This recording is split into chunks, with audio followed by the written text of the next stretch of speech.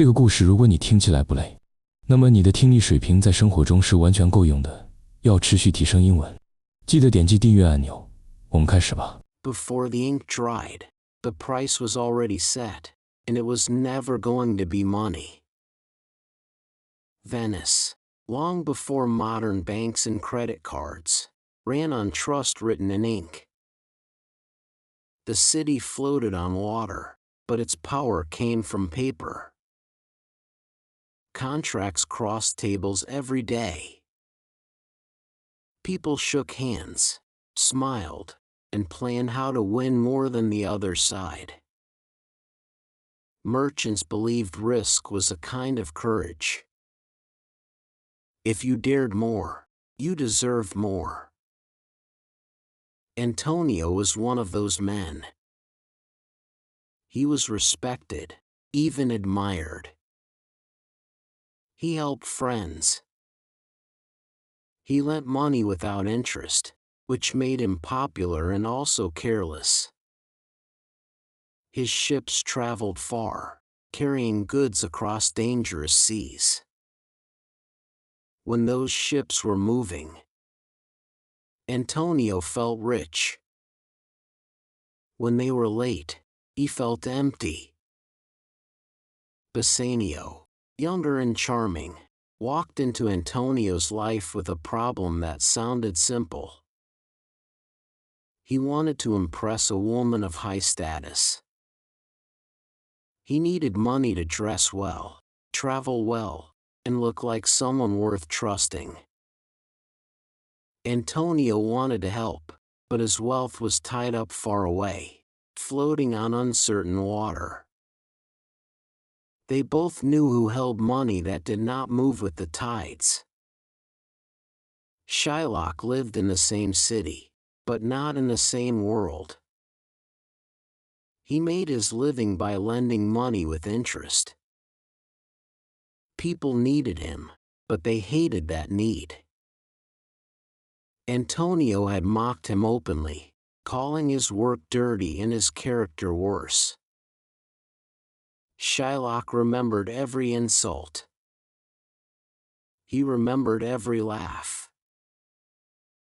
When Antonio came asking for a loan, Shylock listened more than he spoke. Silence can be a form of power. Finally, he agreed. No interest. That was the first warning, though no one treated it as one. Then came the condition. If Antonio failed to repay the loan on time, Shylock would take a pound of his flesh.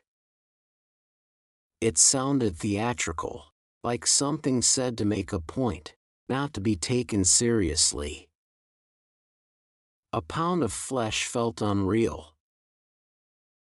Antonio laughed, confident that his ships would return before the deadline. Bassanio laughed too, relieved to see the problem solved. The contract was signed, and the city moved on. Time passed, and the sea did not care about confidence. Storms came without warning. Ships vanished. News traveled slowly, and bad news traveled faster in people's minds. As the repayment date approached, hope thinned. When the deadline arrived, Antonio had nothing to give. Shylock did not shout. He did not threaten. He simply pointed to the paper. The law was on his side. The city offered money, more than the original debt, but Shylock refused. He said he wanted what was promised. A pound of flesh. The court was tense. This was not just about one man. It was about whether words on paper ruled over human life. Antonio stood still, pale but quiet. He had agreed to the terms. He knew that. A young lawyer stepped forward and read the contract carefully. She did not argue with emotion. She argued with precision. Yes, the contract allowed Shylock to take a pound of flesh. But it said nothing about blood. And it said nothing about taking more or less than exactly 1 pound. The room changed. What sounded simple became impossible. Flesh cannot be taken without blood. Exact weight cannot be measured in pain and fear. The law, once solid, collapsed under its own detail. Shylock lost the power he thought he had gained. The bond remained legal, but useless. That moment gave the English language a phrase that survived centuries. Today, when someone says a pound of flesh, they are talking about a demand that is exact, legal, and cruel. It is a demand that ignores context and mercy. It is the kind of deal that takes advantage of weakness and calls it fairness. You see it when a job expects endless hours but gives no respect. You see it when debt grows faster than effort. You see it when rules are followed so strictly that they forget why they were made.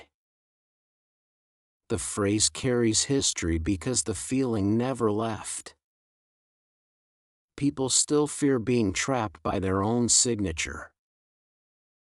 They fear being reduced to numbers and clauses. The story reminds us that not every legal demand is a fair one. Not every agreement deserves obedience.